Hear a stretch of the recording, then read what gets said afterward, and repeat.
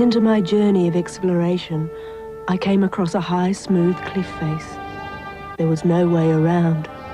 With my trusty rope and hook, I knew I could scale its heights. I struggled up the rope, hand on hand, pulling myself slowly up, higher and higher.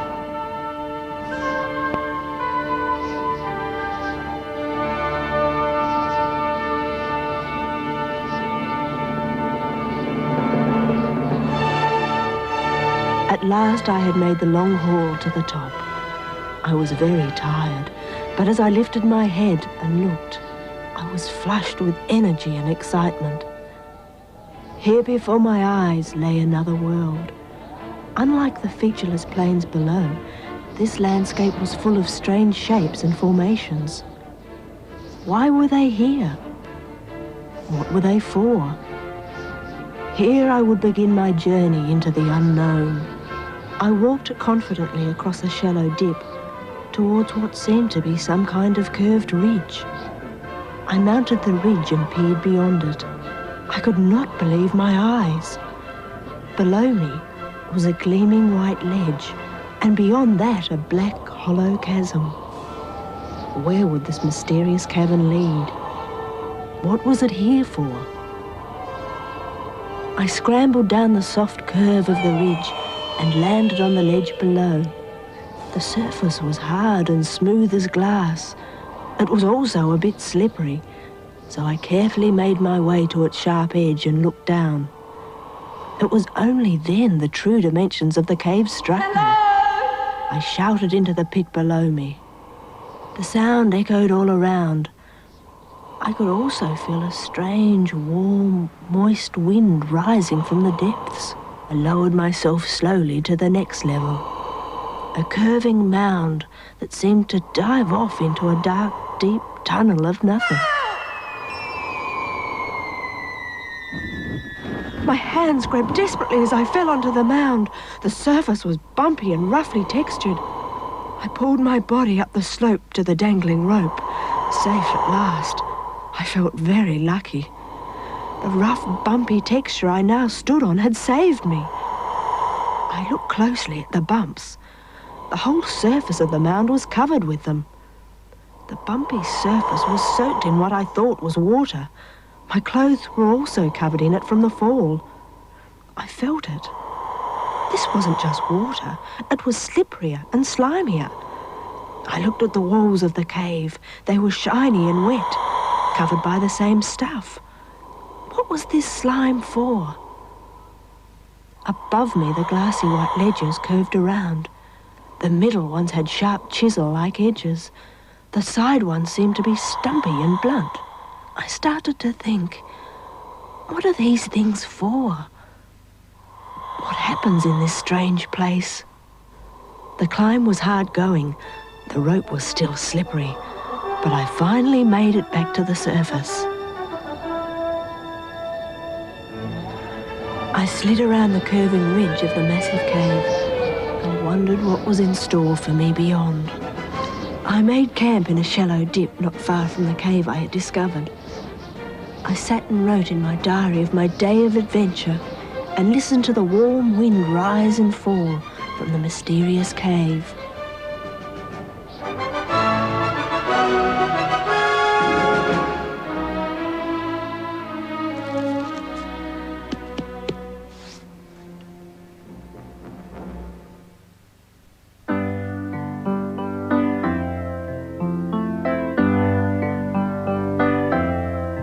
With my tongue in my mouth and my teeth for biting, tastes can be exciting. Breakfast time, dinner time.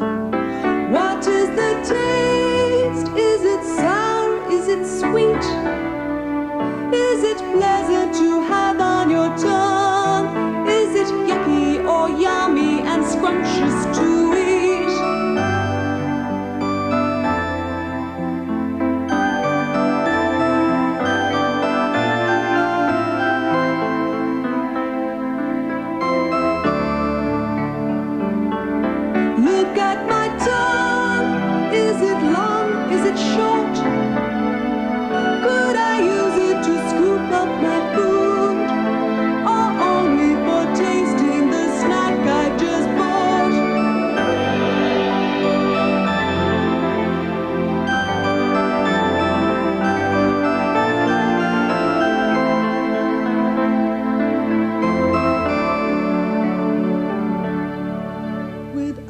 tongues in our mouths, there would be no tasting.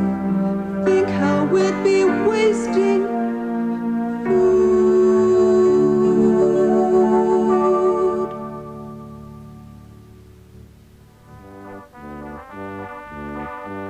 You couldn't tell, in a world without taste, between ice cream, custard or toothpaste. You wouldn't understand or care about the taste of an apple or a pear. If you didn't have taste but could smell, hear, see, touch, could those senses take over and tell you as much as you need to know about your food to put you in an eating mood? You be aware, Private Investigator. Episode 1, Food for Thought. My name is Hugh B. Aware, Private Investigator. My job is to solve problems, and I'm good. It had been a hard day. I was tired and hungry and needed food. I called into the grocery store on the way home and picked up some of my favorite tasting food. All the way home, I pretended in my head I was eating that meal. Just the thought of it made my mouth water, ready to chew it up, swallow it, and burp. Tonight's meal was going to be full of my favorite flavors. My stomach rumbled and groaned, telling me to fill it up. I unpacked the food and thought exactly what I was going to make. First, some creamy, sweet tomato soup. A big bowl of it with a dollop of sour cream in the middle. The salty, sweet soup and the sour cream would go well together. With it, a fresh bread roll with some salty butter. Next, the main course. Tender chicken drumsticks cooked in soy sauce and honey. The salty soy sauce and sweet honey would soak through the skin of the chicken legs while it cooked. I'd serve that with some plain rice and sweet veggies. After that, a nice glass of fresh water to wash the tongue clean, making it ready for the next part of the meal, and another taste. For dessert, I'd make a nice rhubarb pie with a couple of scoops of smooth, cold ice cream.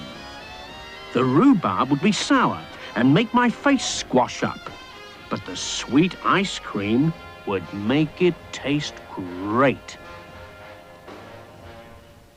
The whole meal would be topped off by some hot, fresh coffee. I love the bitter taste of coffee, and it would be good to have a chocolate mint with it.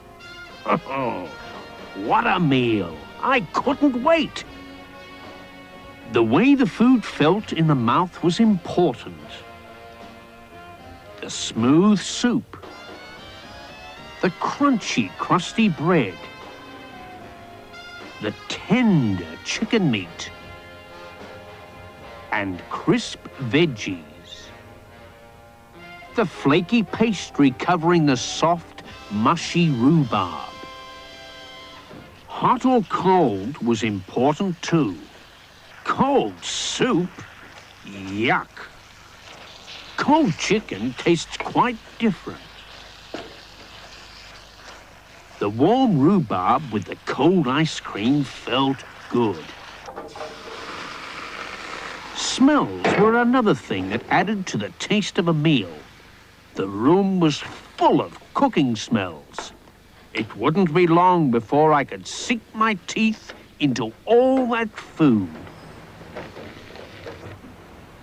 I placed the bowl on my desk and took a deep breath. It made my mouth water. Ready to take that first sip, I raised the creamy, smooth red soup to my lips and opened my mouth and... Oh, no. No, not now. You be aware, eating. Speaking. Hello, Mr. Aware. I've got a problem. I've just opened a cafe a few streets from you. I think something's wrong. No one's coming and eating here. I want you to come over straight away, Aware, and solve the problem. Well, can't it wait until tomorrow, Mr. Putrid. Brian Putrid.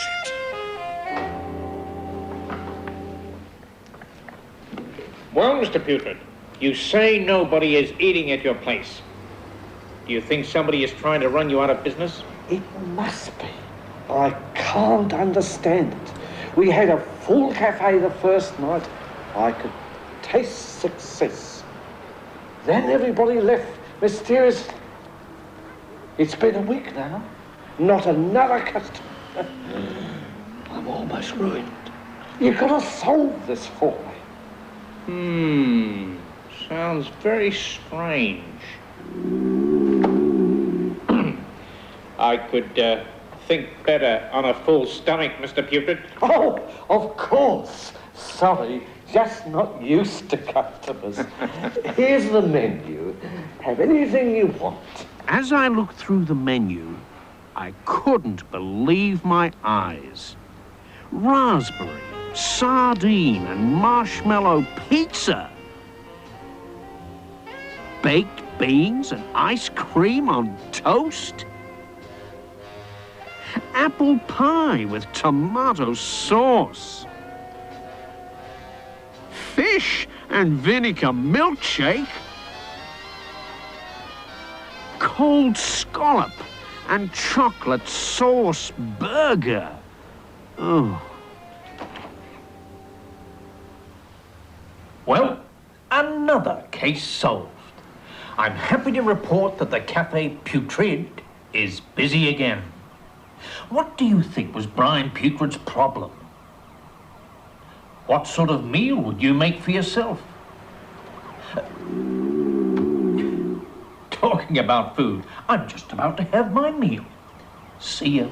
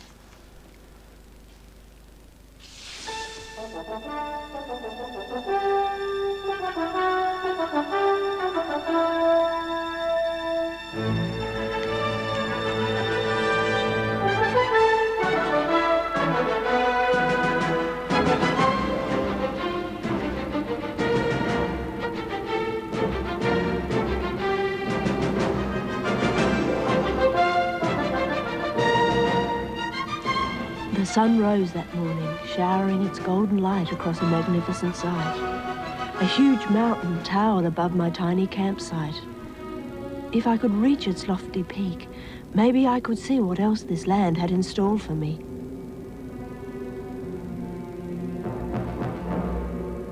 After I'd broken camp, I walked up a small ridge to what appeared to be two caves. Twins, exactly the same size and shape. Before I could tackle the mountain's height, I would have to explore what looked like its deep, dark hollow insides. I chose one cave and approached its high, slender opening. As I got closer, I could feel a warm, moist wind blowing from the entrance. Then the wind completely changed direction, blowing back into the cave. I steadied myself as not to be sucked in. I carefully entered. The way was blocked by long, stiff, whip-like hairs.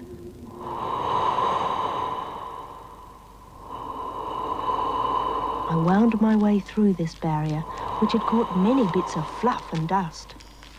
Could these structures be some kind of protection? Inside, the air was much warmer. The wind flowed back and forth, in and out of a huge cave chamber, flowing to and coming from deep down within. I looked back at the opening. I wondered if the two cave entrances joined up somewhere and led into one cavern further down. Was it one cave with two doorways? I shouted loudly into the chamber. The echoes bounced back, strong and clear, vibrating the air around me. The sounds seemed to become much louder. I touched the walls. They were shiny and wet, covered with sticky, slimy stuff. It was horrible and stuck to my fingers. This slime was cloudy looking and had a rubbery feel to it. Some of it had dried in crumbly cakes. I walked very carefully from then on, not wanting to slip and fall in the gooey mess. The cave floor sloped off very quickly to a sharp drop into utter darkness. I turned and made my way out of the cave. I wondered if this cave joined up with a much bigger cave I'd entered before. There was that same warm, moist wind. Why did this wind flow back and forth through this cave? What did the wind carry? Where did it go?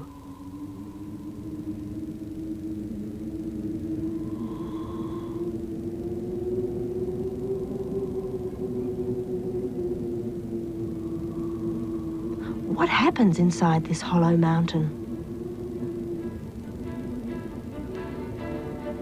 I started out on my climb, slowly making my way up, higher and higher. It was a long, hard climb. The smooth sides of this mountain made it difficult to get a foothold, but I dragged my tired body up and up.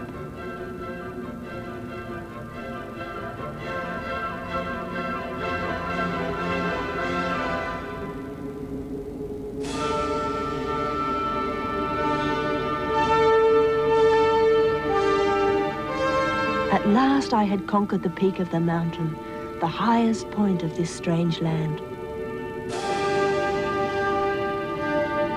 That evening, from my high vantage point, I could see many strange things in the distance. I wondered what adventures were in store for me.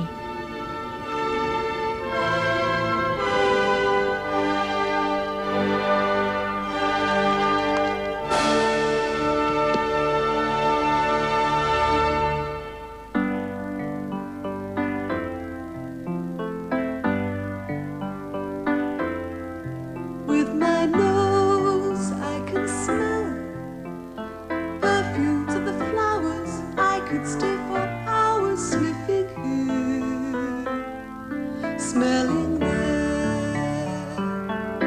What is that smell? Is it strong? Is it weak? Can your nose tell you where it comes from? Do you know what it is without taking a peek?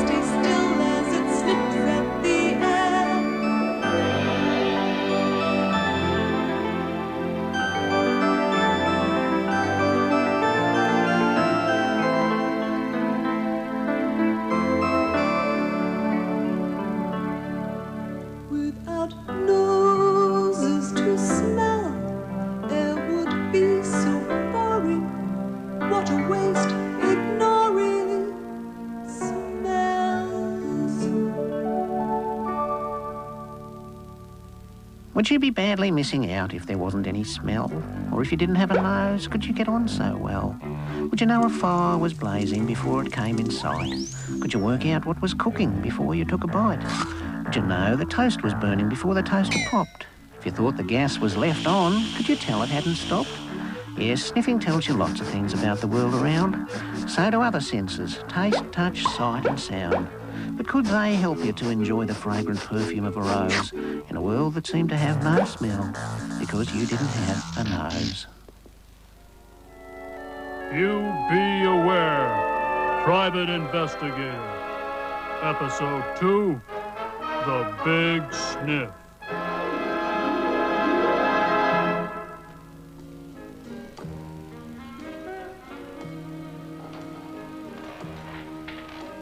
I opened the window and looked out across the city. I took a deep breath and filled my nostrils. It was dinner time, and the smells of food cooking at the corner cafe wafted up on the rising air currents into my office. The sweet smell of an apple pie entered my nose. I could just about see it in front of me. I could just about taste its sweet taste. I could smell the Big Bob hamburgers sizzling on the grill, the soft, fresh baked buns, the lightly fried onion, the tomato, the crisp lettuce, the creamy melted cheese. I could almost bite into just the smells. My mouth started to water at the thought. My stomach began groaning and rumbling. It was trying to tell me something. I was hungry. The bread felt soft and smelt fresh. I'd cut a slice and dropped it into my toaster. I opened a tin of sardines and took a sniff. Oh, yuck, they stink. The sardines had gone rotten in the tin. Ha! Lucky I'd smelt they were off. Tin food, when it's rotten, can make you very ill.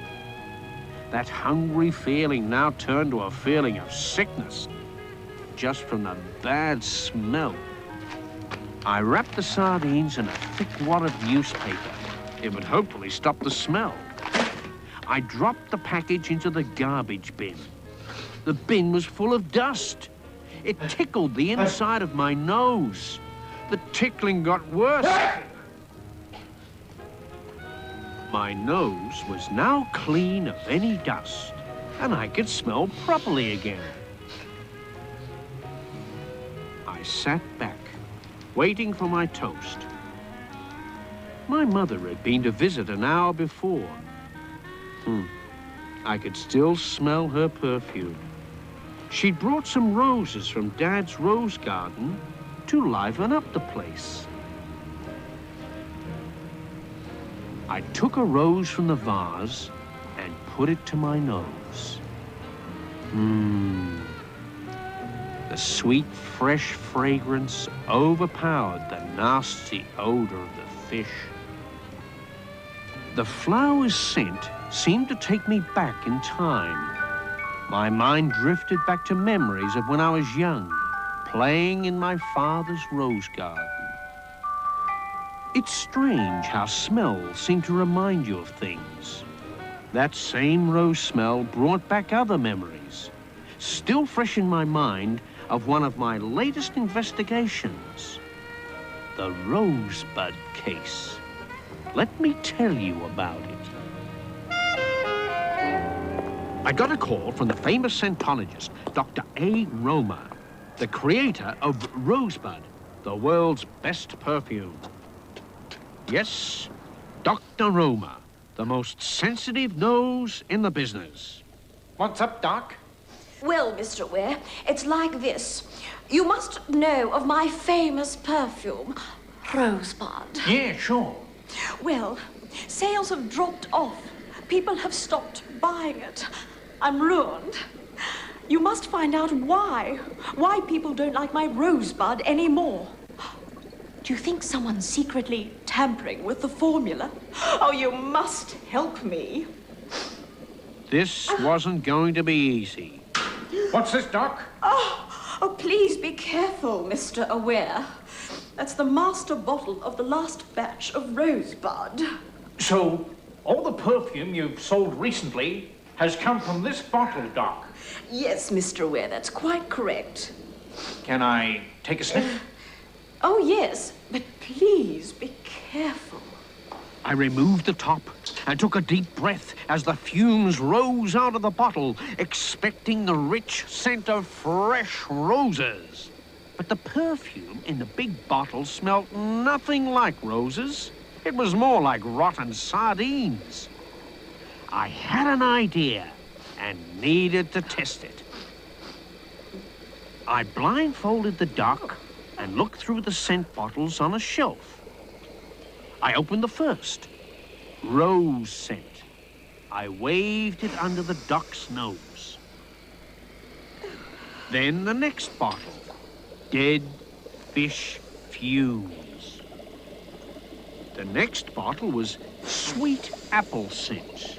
The last bottle in the test, smelly sock extract. All those smells were the same. You can't fool this nose. Can you work out the problem the Doc had and how it happened? Remember, just follow your nose. Oh, no! My toast, it's burnt!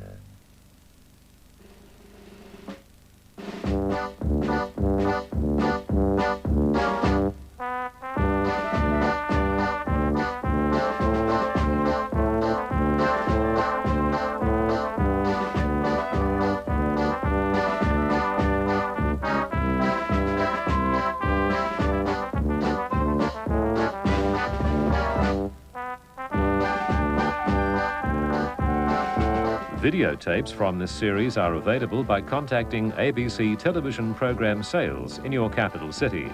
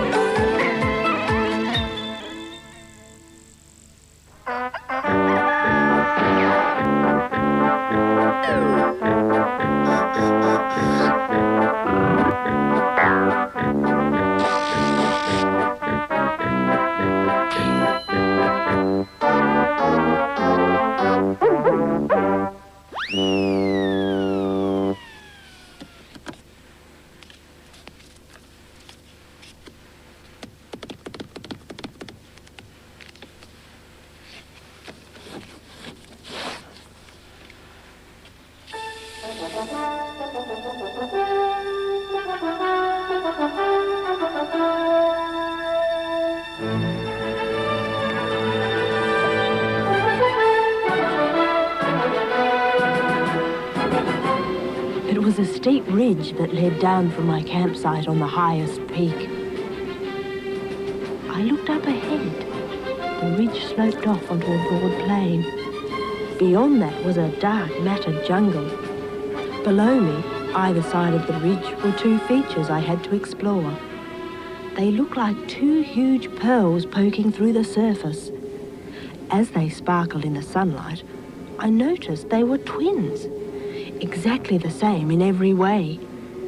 I carefully picked a route down off the steep ridge and drew closer to one of the strange glistening sights. As I got closer, the true beauty of it astonished me. The surface curved off away from me. It was pure white and shone like glass. I walked to a corner of the edge. It was a plump pink blob soaking in water. My water flask was near empty.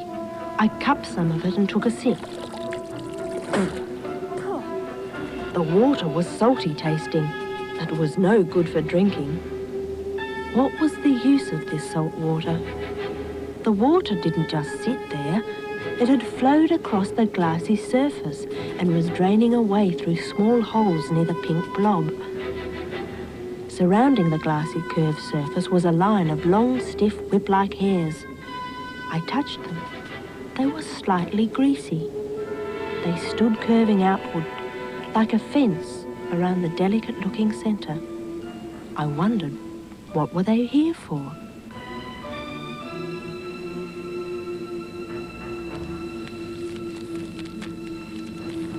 I threaded my way through the hair fence and stepped lightly down onto the glassy surface. It was quite solid to walk on, but felt slippery. I carefully made my way out from the edge. Following the curve out to the centre point, I came to the edge of the white part. About halfway out, the colour changed dramatically. I now entered a ring of strange, stringy fibres just below the surface. The surface was now like a clear glass bubble over the stringy coloured area. The centre was a black hole. I looked through the hole. It was like a round window. I could make out a kind of veiny cavern inside, filled with a kind of clear jelly. I looked up at the sun. Storm clouds were gathering. A dark cloud passed, blocking the sun. I looked at the dark centre hole. To my surprise, it grew bigger. Then as the cloud cleared and the sun got brighter, it shrank again. It was as if something was reacting to the amount of light. But why? What happens in this strange place? I felt exposed on this barren landscape. I needed to find a good protected place to camp. I turned and headed for the edge. I slid helplessly across the slippery ice-smooth surface.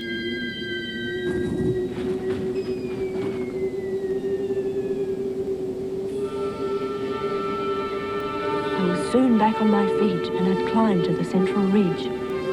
I looked down on the twin, the same glistening curved surface, surrounded by a ring of hairs. Why would there need to be two of these, exactly the same? Why? That night I looked up into the moonlight and wondered about the strange places I'd seen and dreamt of. What was to come?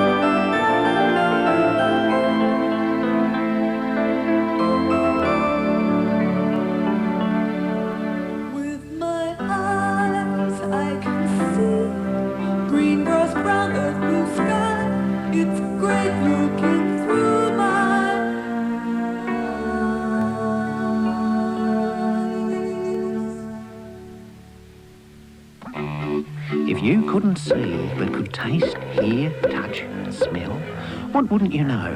What couldn't you tell? Would there be any colours? Blue, yellow or red?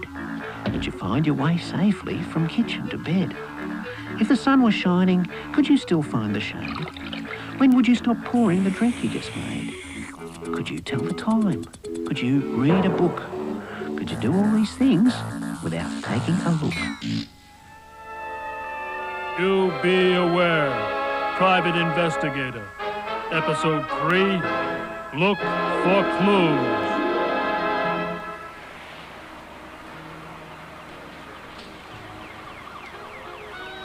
I could see now what the doc was talking about. It was a clean break, she said, and she was right. The X-ray of my leg was a picture of the inside, what was under the skin. You could see my leg bone, and I could see where it had broken by using my magnifying glass to make it look bigger. Bored. The doc said that I wouldn't be able to walk properly for another month. 1 month! There's crimes out there in the streets, mysteries to solve. What can I do to keep away the boredom? I looked around my room. Yes, the big book, a bit of reading. I picked up the book and started to read. Something was wrong. The words were all fuzzy, out of focus. I couldn't read them. Of course, my glasses. I put my glasses on. The words became all clear and in sharp focus. That was better.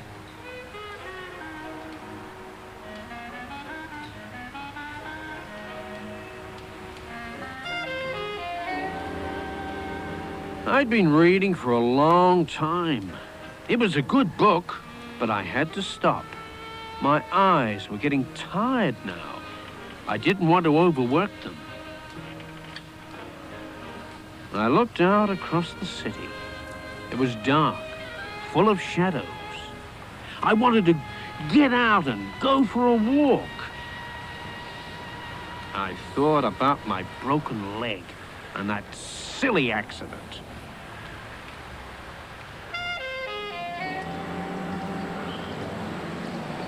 I am a bird watcher. Yes, a few weeks ago, I was hiding in my favorite tree with my trusty binoculars. My binoculars are great for looking at things close up that are a long way from you. The binoculars seem to make the birds look like I could reach out and touch them, even though they are far off. I don't know how they do that. I keep a book of all the birds I've seen. I write down what colors, shapes, how big, what they like to eat, how they move. Well, dummy me. Mr. Aware.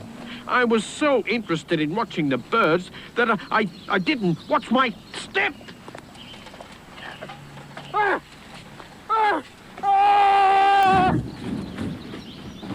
Oh, my leg. My leg, it hurts. It hurts. Oh. So that's how come I'm stuck in this dingy office. Bored. I looked at the light from my lamp, how it shone onto the desk, how it made areas of light and areas of shadow. I moved the lamp. As I did, the shapes of the shadows changed.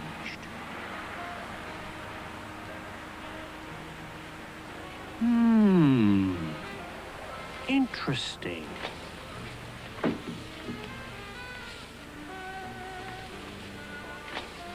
I thought of a game. Hand shadows. By putting my hands in front of the light, I could make shapes of all kinds of things.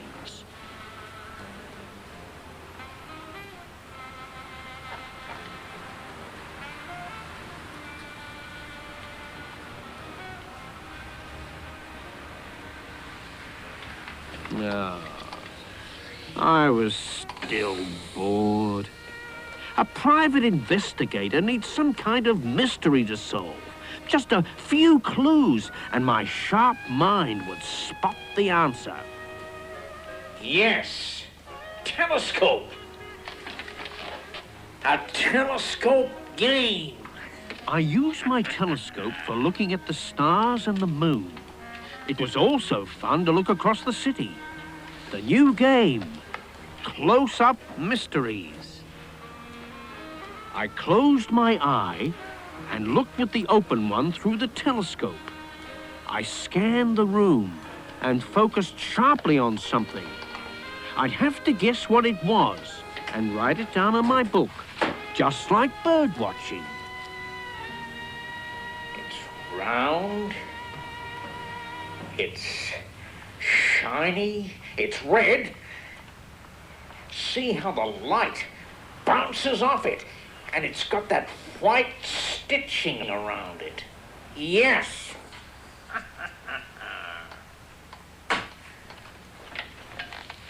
Aha, this is green and flat, and it has texture and edges. That is... Well, it didn't take me long to figure out those objects, but I am a private investigator. Bird watcher. I wonder if you could play the same game. Keep an eye out for all those clues and watch your step.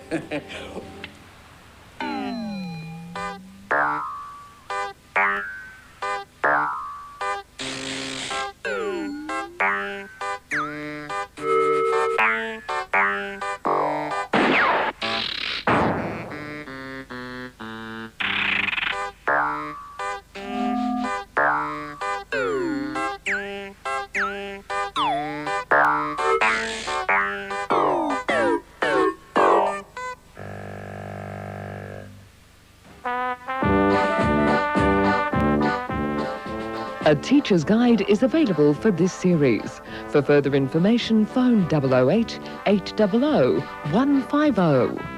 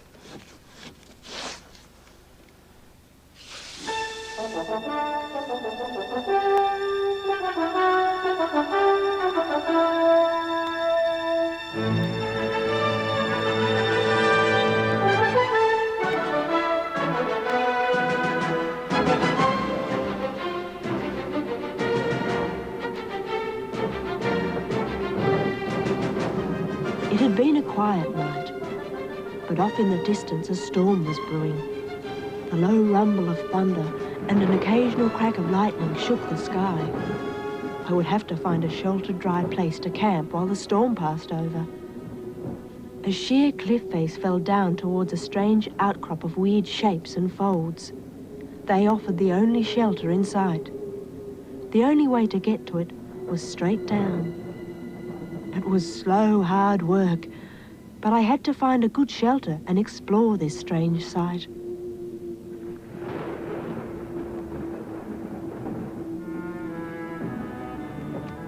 At last I touched down, safe on the curving rim at the top. The surface was soft on the rim. I looked down. More climbing to the next level. The folds and shapes of the outcrop were amazing. What could they be for? I lowered myself down to the ledge below. It curved away, first down, then up. I walked along the ledge. Nearing the end, I climbed the increasing upward curve. I looked up. A cave opening was a climb away.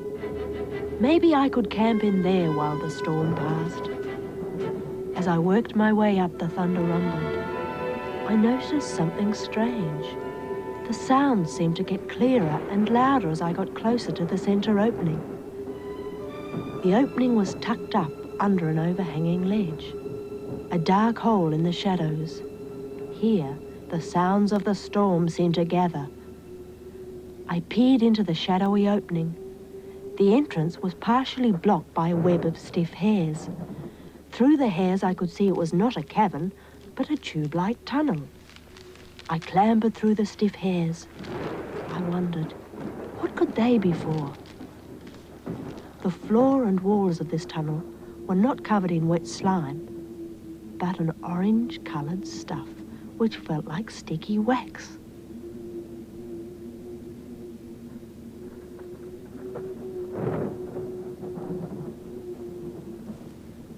I tasted it. The wax was a horrible bitter taste. What could be the use of it? Why was it all around the entrance? I wandered along the tunnel. It seemed to get smaller as I went deeper. Even though it was cold and exposed outside, the tunnel was warm. The thunder's rumble boomed along the tunnel, vibrating the air around me.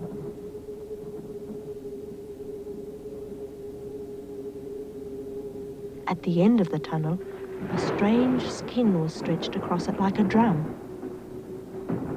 It vibrated as the rumble sound hit it. I wondered what was beyond this skin, why it was here. What happens in this strange tunnel? The vibrating sounds were hurting my ears. I had to get out.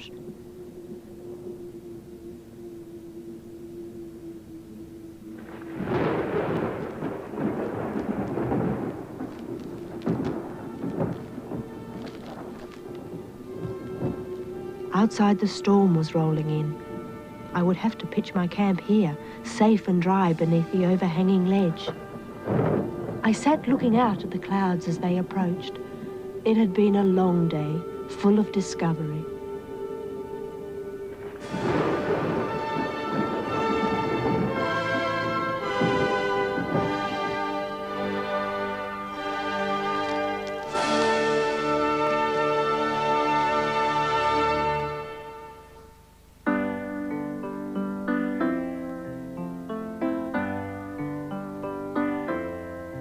I've got ears, I can hear all the sounds around me, noises that surround me everywhere, every day. What can I hear? Is the sound high? Is it low? Is it coming from far away? Is it telling me something I really should know?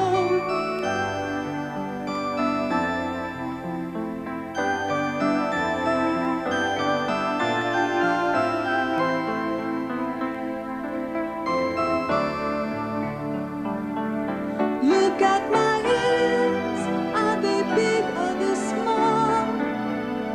Are they fixed on the side of my head? Do they swivel and twist at the sound of a call?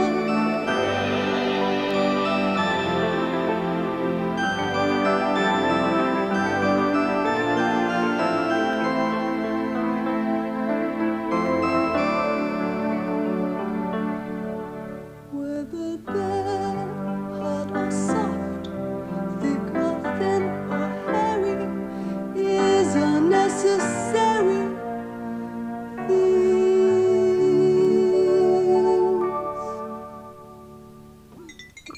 If you couldn't hear but could touch, taste, see, smell, could you still find your friends if they gave you a yell? Just how would you know what anyone said? What kind of alarm clock could wake you in bed? If you couldn't hear others, could others hear you? In a silent world, just what would you do? Hugh, be aware. Private investigator. Episode 4, Lend Me Your Ears.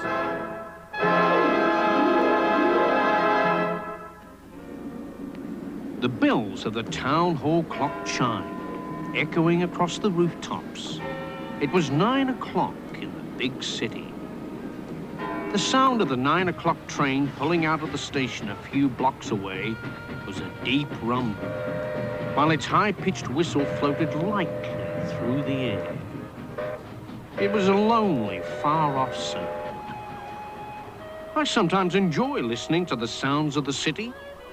Sometimes I like making beautiful sounds myself that others can enjoy.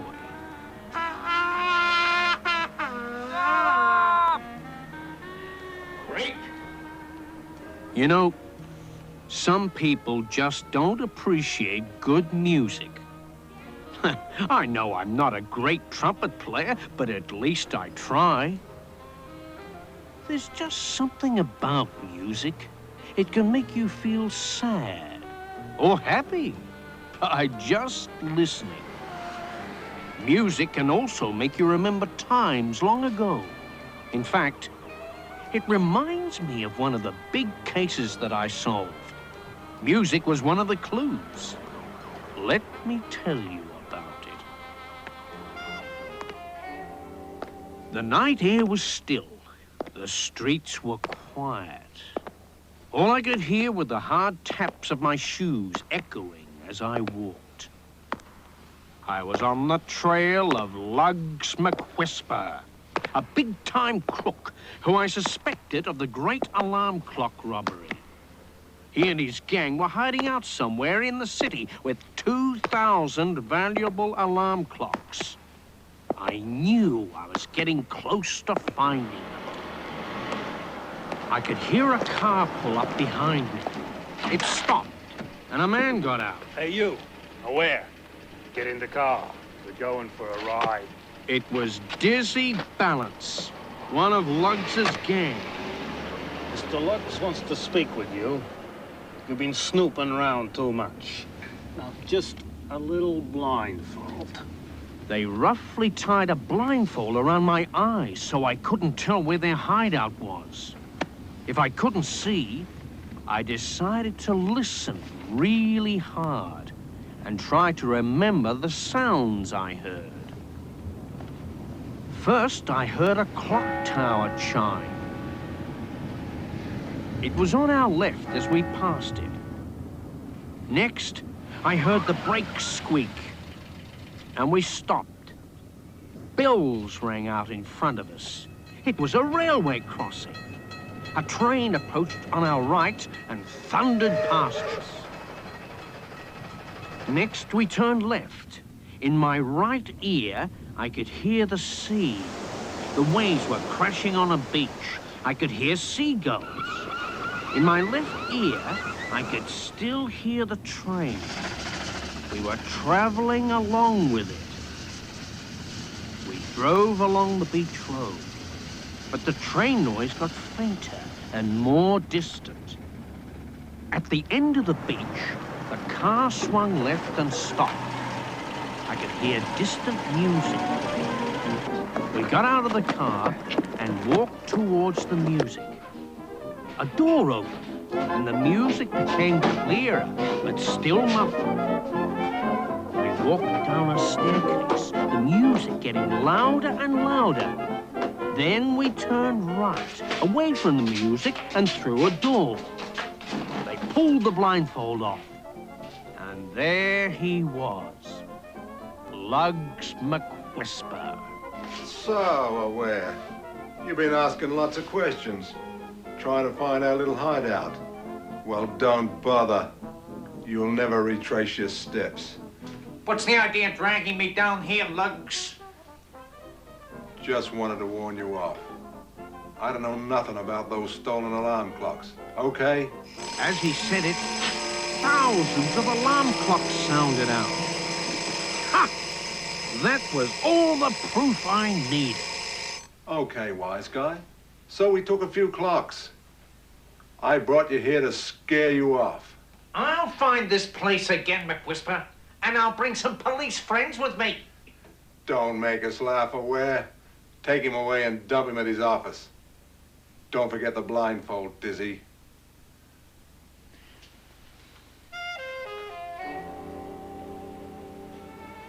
I was blindfolded and dumped back at my office. A little roughed up, but I knew I could retrace that drive and find the hideout. I pulled out a map of the city and tried to remember the clues.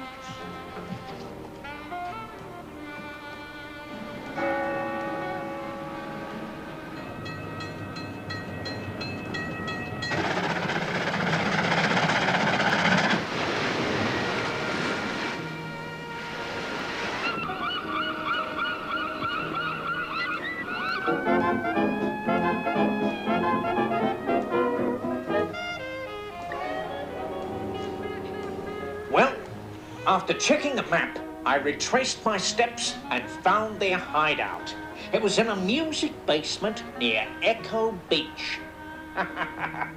Lugs and his gang are now behind bars. Another successful case solved. Could you have found the hideout just by listening and remembering? Well, I'd better get back to my practicing.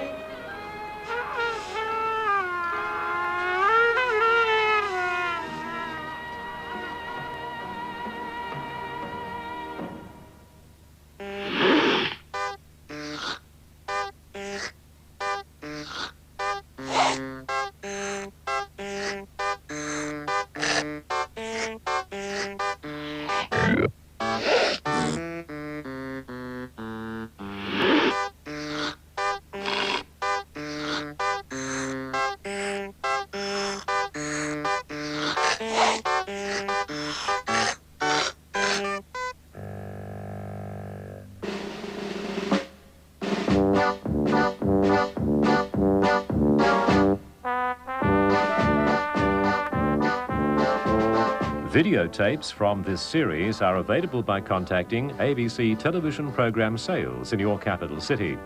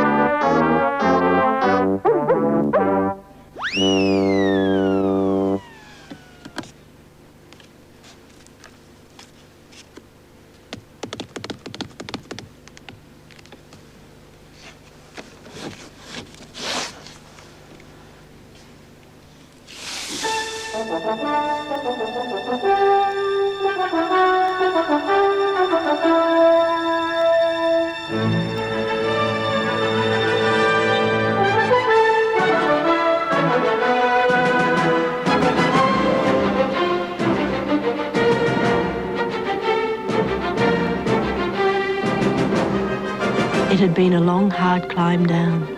From a land of strange shapes and formations, I was now in a place of rolling plains. I had been walking for a long time. There seemed to be no end to this land until I found myself on a bumpy ridge. Above and below me, just sky. Then I walked onto a hard, shiny surface. Pacing across that, I came to a sudden stop. This seemed to be the end of my journey.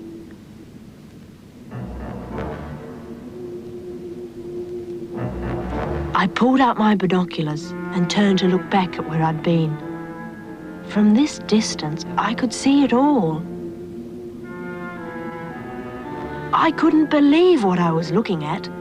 A giant human face. Of course, it makes sense. The mouth, a huge cavern. The twin caves of the nose.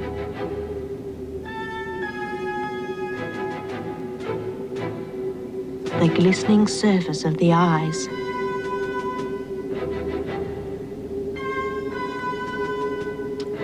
The climb down into the ear.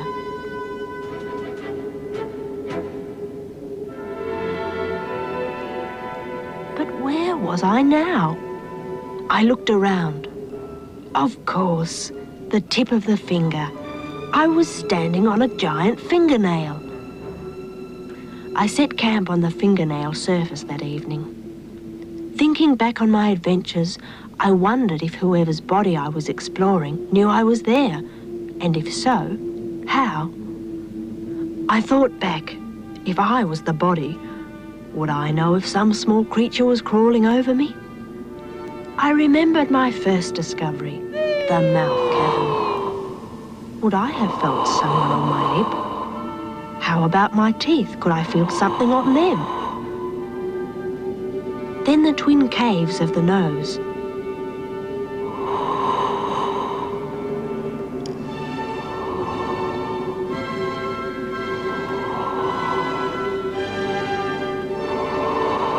Would I feel something going through the hairs inside my nose?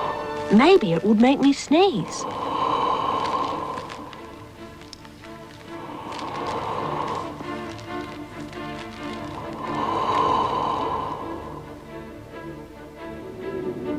Then I thought about my next discovery, the shining eyes.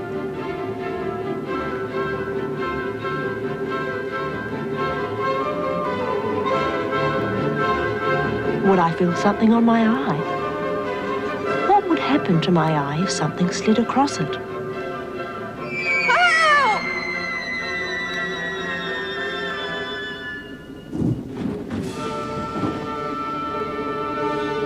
The next exploration was the tunnel of the ear.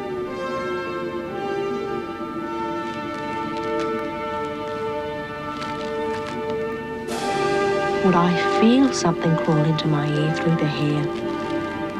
I wondered if I would feel something on my finger or on my fingernail. What tells me that it's there? How can I know?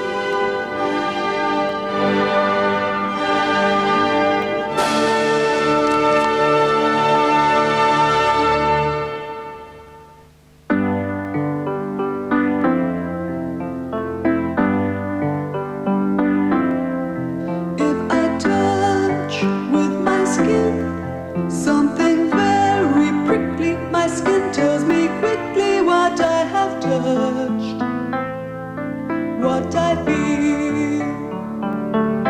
Look at my skin, it covers me from head to toe. It can feel if a thing's rough or smooth, if it touches against something I always know.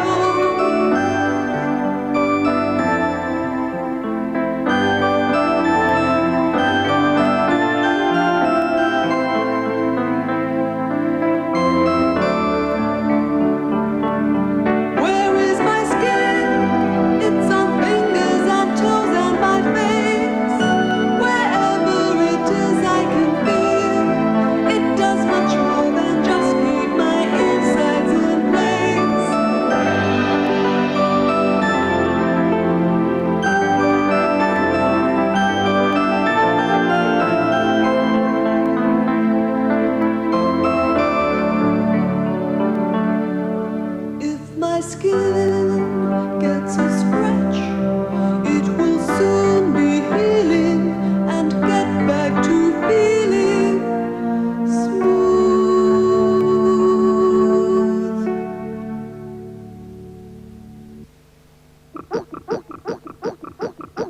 How would you feel with no sense of touch?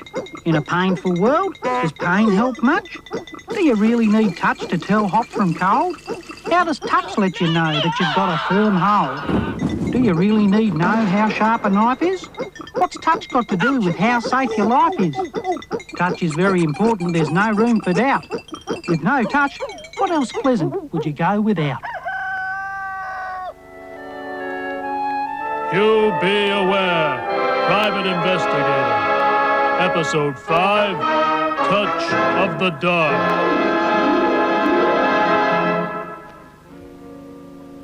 I'd left the dentist over half an hour ago, but the side of my face was still feeling big and fat and numb. The doc said I wouldn't feel a thing, and she was right. It was a strange feeling when I touched my lip. It didn't feel like my lip. I can't talk properly.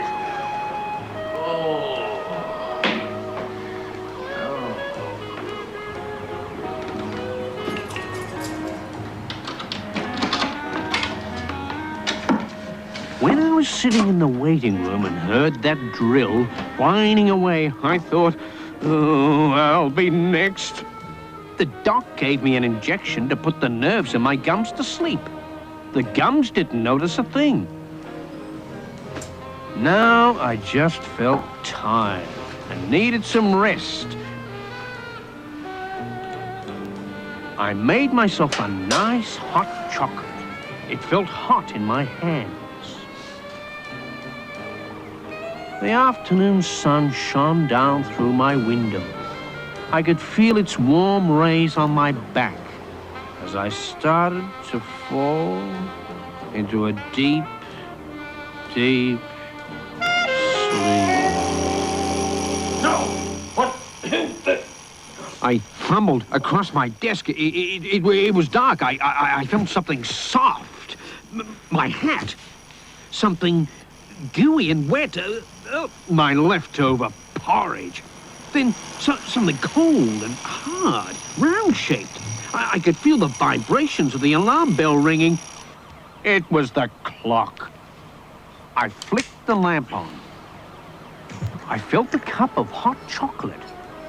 It was icy cold now. I must have been asleep for hours. It was night. A cold breeze was blowing through the open window and onto my back. I felt chilled through to my bones. I stretched. My back muscles felt stiff from sleeping in the chair. Now the injection had worn off, and I could feel that my gums were bruised.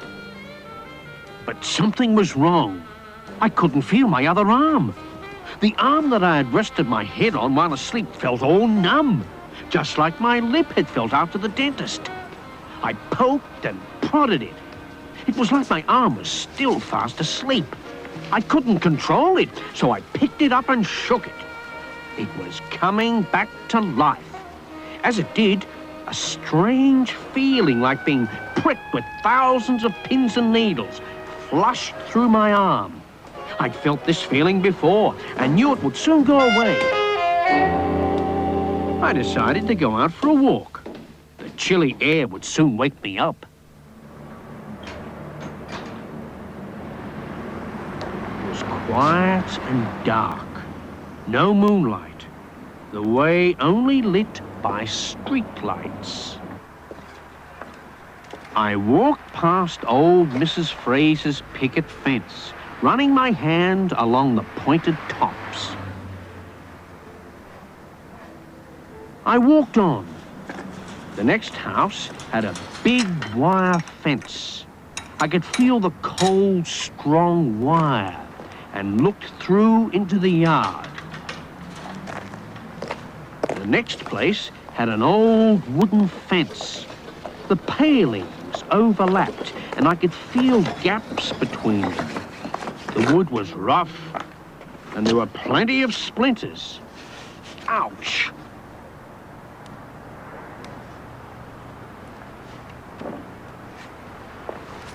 The next building on the street was the gym. It was a big building, and the wall stretched on and on. Its bricks were cold and hard, and the mortar gaps deep and even.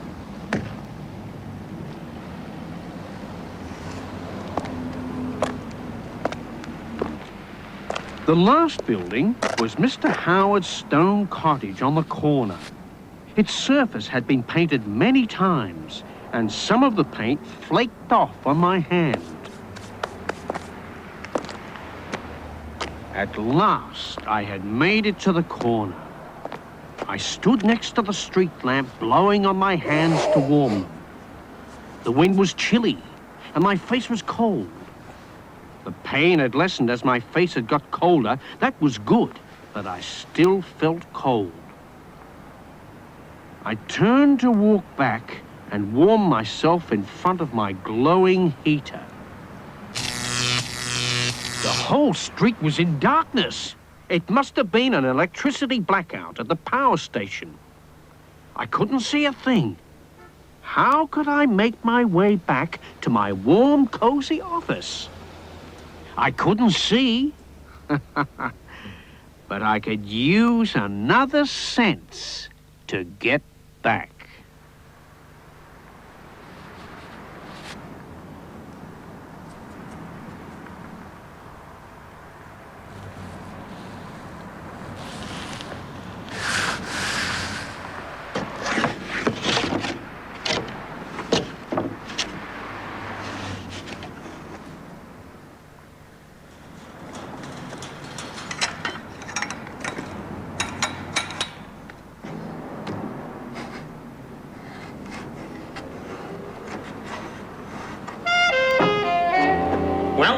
As you can see, I got back safely that night.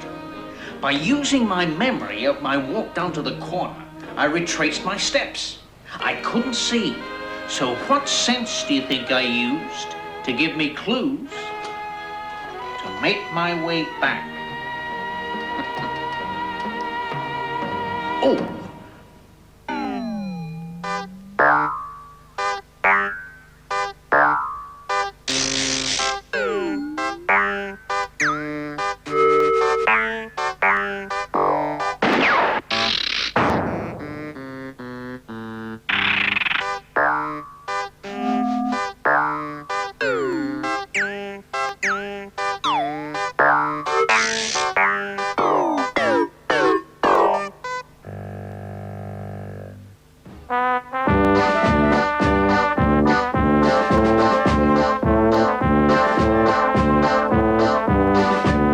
Videotapes from this series are available by contacting ABC Television Program Sales in your capital city.